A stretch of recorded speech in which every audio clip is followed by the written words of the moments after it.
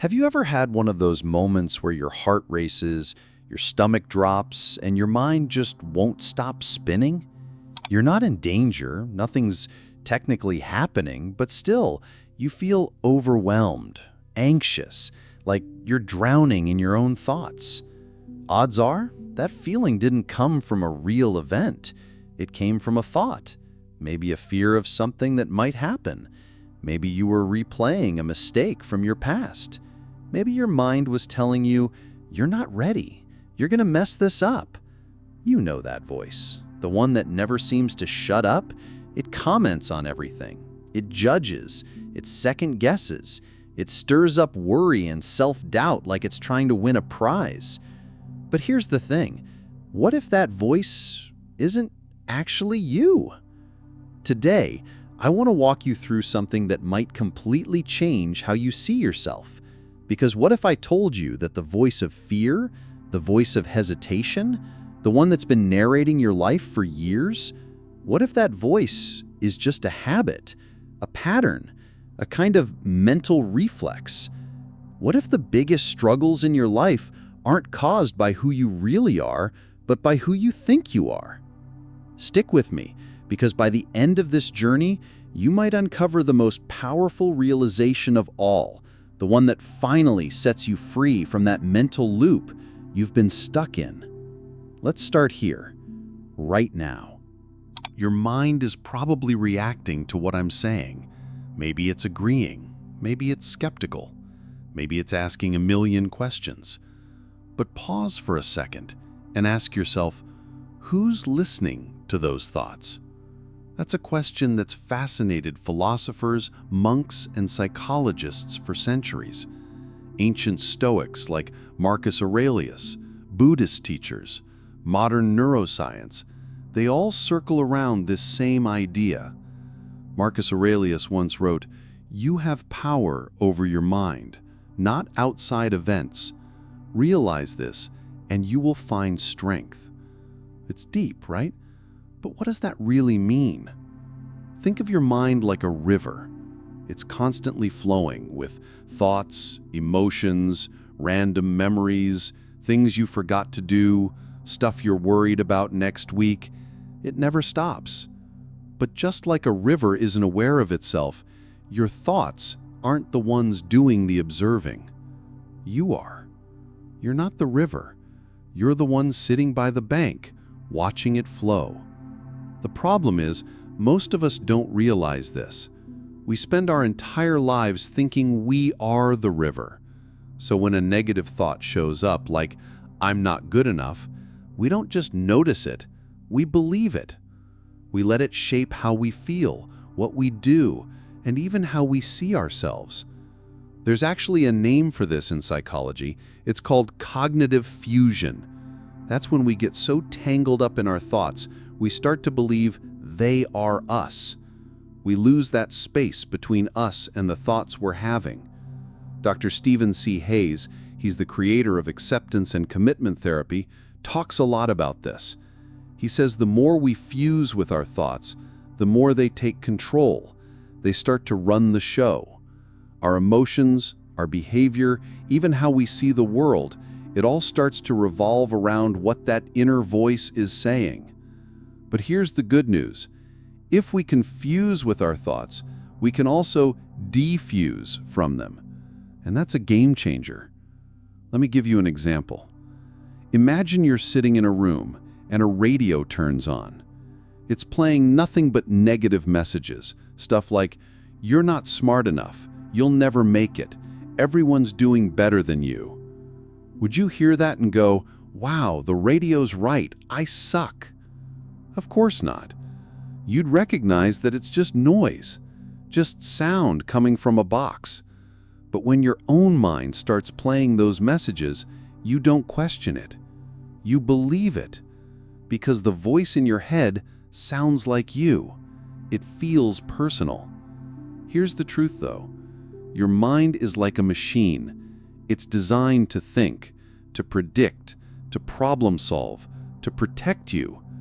And sometimes it overdoes it. A lot of the thoughts you have, they aren't even original. They're echoes, leftovers from childhood, from things people told you, from fears that aren't even yours. Some are generational.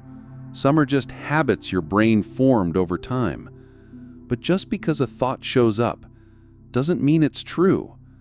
There's this Zen proverb I love: you can't stop the waves, but you can learn to surf. It means you don't have to get rid of all your thoughts to be free. You just have to stop identifying with them. Freedom isn't about silence, it's about awareness. So let's go deeper. If you're not your thoughts, then who are you? If you can hear the voice in your head, who's the one listening? This might seem like a riddle, but it's actually the key to everything. It's what opens the door to a deeper part of you that's always been there, even before all the noise. Think back to when you were a little kid, before all the rules, before the self-doubt, before the voice got so loud. Do you remember that version of you that just existed, that just was? That's because back then, your mind wasn't fully shaped by the world yet. But as we grow up, something happens. We start to absorb everything from our parents, our teachers, our friends, society as a whole. Every comment, every correction, every expectation, it all gets stored. And slowly, that external noise becomes internal. A kid who's constantly criticized grows up with an inner voice that whispers, "You're not good enough." A kid who's always told to be careful may grow up with a voice that constantly warns, "Don't take risks, it's too dangerous." And that voice? It doesn't feel like a memory. It feels like you. But it's not. It's programming. It's conditioning. Sigmund Freud, one of the fathers of psychology, called this the superego, the part of your mind that absorbs authority and tries to keep you in line. And while it can help you function in society, it can also keep you stuck, trapped in self-doubt, afraid of failure, always trying to meet some invisible standard. Carl Jung went even further. He believed we all have a persona, the mask we wear for the world, and a shadow, the parts of us we hide. And the voice in your head, it's often trying to protect the persona and bury the shadow. It tells you what you should and shouldn't do, who you should and shouldn't be. But what if you challenged that voice? What if you stopped seeing it as you and started seeing it for what it really is? A parrot, trained to repeat things it never understood. If a parrot says, "You'll never make it," you don't get offended.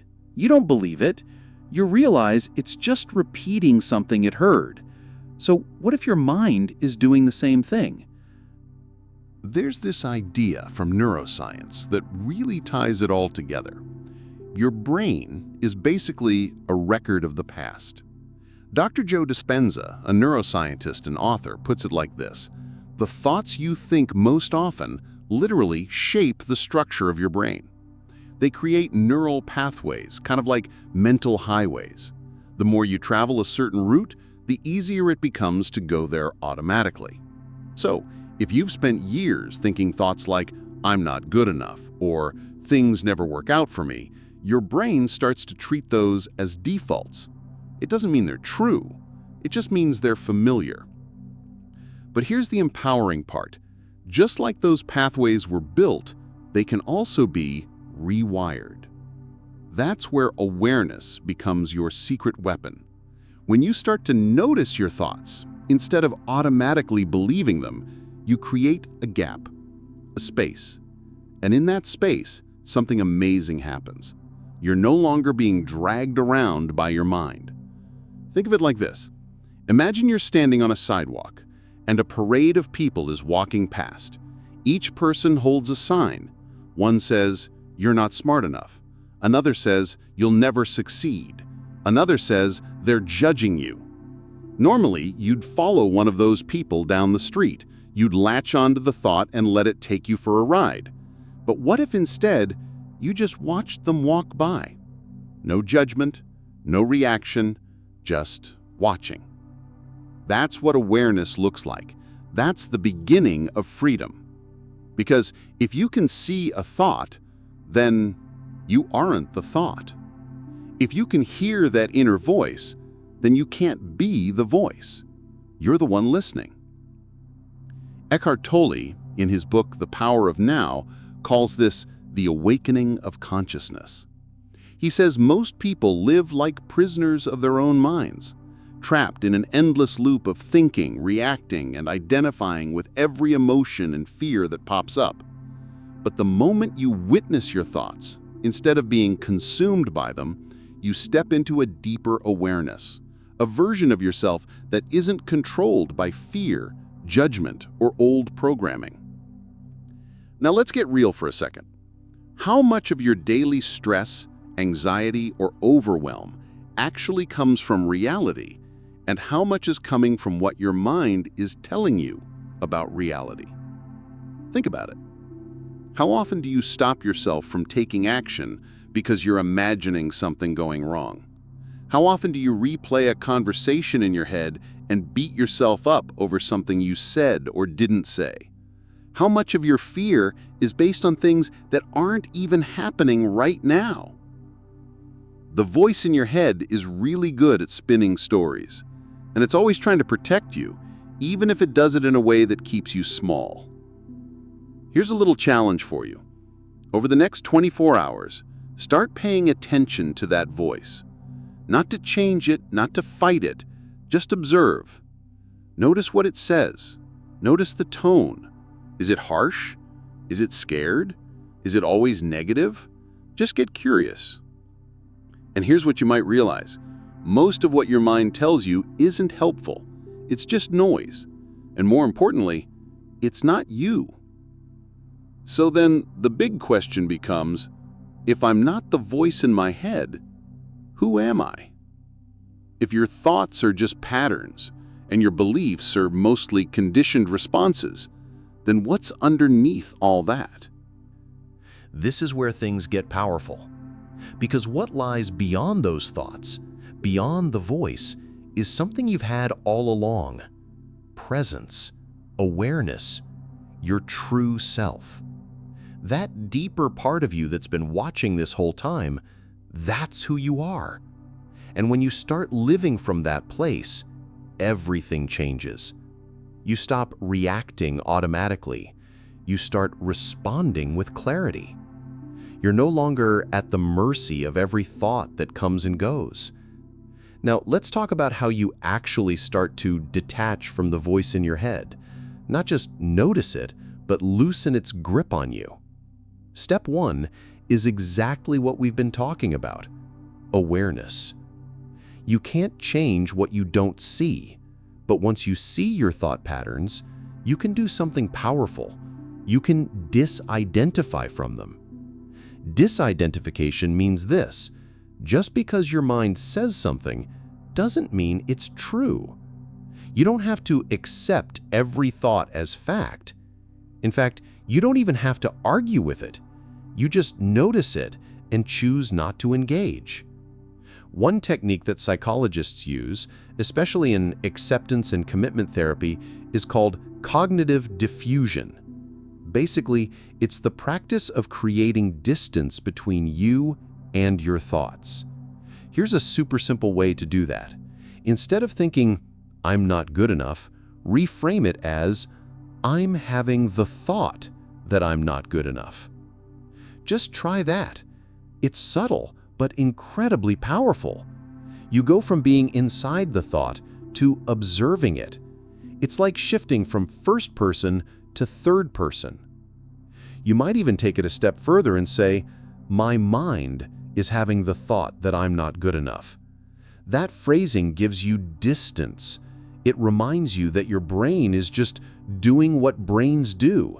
It's creating thoughts, but you don't have to believe all of them. You don't have to buy into the story. This might sound simple, but it works. Over time, the more you practice this, the more space you create between the thought and your reaction.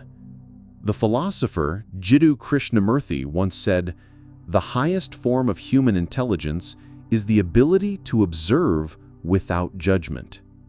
That's the secret right there. When you can watch your thoughts without needing to change them, without reacting or judging or labeling them as good or bad, you take back your power. You're no longer in survival mode. You're no longer living in mental autopilot. You're awake. You're present. You're free. Now, maybe you're wondering, okay, if I'm not my thoughts, then who am I? And honestly, that question is the beginning of a whole new chapter in your life. Because beyond the voice, beyond the noise, beyond all the beliefs and fears and limitations, there's something real, something deeper, something stable, peaceful, and powerful. Call it your true self. Call it awareness. Call it soul, spirit, consciousness, whatever language works for you. But what matters most is the experience of it. When you stop identifying with every thought, you feel it. You sense a kind of stillness underneath everything. A presence that's always been there, just waiting to be noticed. And from that place, life doesn't feel like a constant struggle anymore. You don't have to fight your mind. You just stop letting it run the show. You become the one who chooses, who creates, who is. You've questioned the voice in your head. You've started to observe it instead of obey it. You've created space between who you are and what you think. And now you're standing at the edge of the most powerful realization of all. If that voice is not really you, then who are you, really?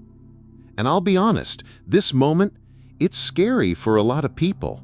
Because when you let go of the stories your mind has been telling you, there's a strange silence that follows. It's unfamiliar. It's open. It's unknown. Your whole life, you've built your identity around your thoughts, your fears, your goals, your self-judgments, the roles you play, the past you carry. But when all of that starts to fall away, there's this incredible stillness underneath it all. And in that stillness, there's freedom. Limitless freedom. Because here's the truth most people never hear. You were never the story. You were the space the story played in. And once you realize that, everything changes. There's this quote from Rumi, the great Persian mystic. He said, "You were born with wings. Why prefer to crawl through life?" And that's it, isn't it?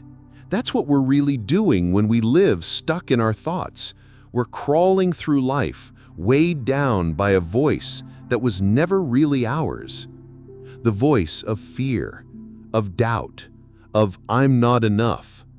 That voice is small, limited, rigid, but your true self, it's wide open, creative, expansive, capable.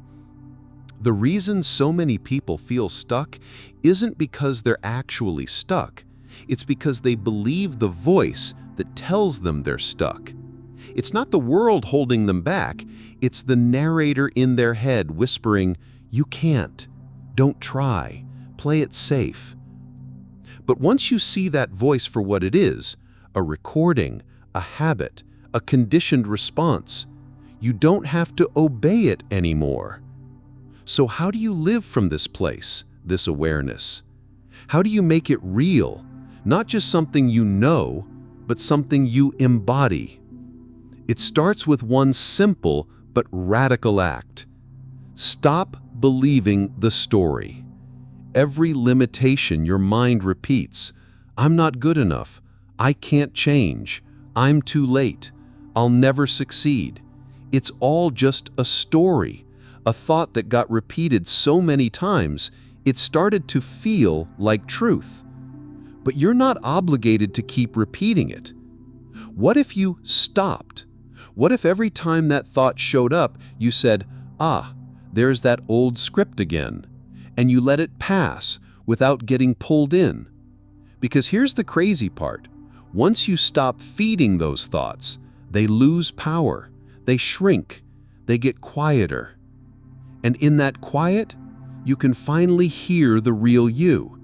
The version of you that's not afraid to take risks, not worried about what people think, not replaying old failures. The version of you that's present, clear, open, bold.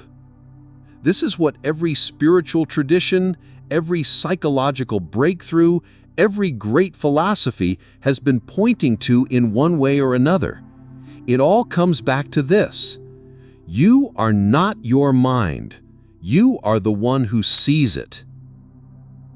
When you stop identifying with the noise, you start living from a place of truth, of stillness, of choice. Lao Tzu, the ancient Chinese philosopher, said, "When I let go of who I am, I become what I might be." Let that sink in, because the version of you that's fused to old thoughts, old beliefs, old roles, that's not the full story. That's just the you the mind created to survive. But the real you, the limitless you, that's the one who gets to choose what happens next. And it's not just spiritual poetry. Modern neuroscience backs this up. The brain is plastic. It literally reshapes itself based on what you focus on and practice. You're not fixed. You're not broken. You're not stuck. You're rewirable. And when you stop pouring energy into the old thought loops and start reinforcing presence, awareness, curiosity, your brain starts to change. Your life starts to change. So here's what I want to leave you with. Imagine going through your day without being dragged around by the voice in your head. Imagine making decisions from a place of clarity, not fear. Imagine creating your life from possibility instead of limitation. That's not some fantasy. That's what happens when you wake up from the illusion that your thoughts are you. And now, the choice is yours. You can keep living from the old script, the one that tells you what you can't do, who you have to be, what's safe. Or you can pause, breathe, and step into the truth of who you really are. Not a voice in your head, not a fear, not a label, not a past. You are the awareness beneath it all. And once you stop believing in the mind's illusion, you stop living small. You stop playing the old role. You become limitless. You start creating, connecting, expressing, not from fear, but from freedom. And that freedom has been here the entire time, quietly waiting for you to notice. Thanks for being here. Thanks for listening. And most importantly, thank you for waking up.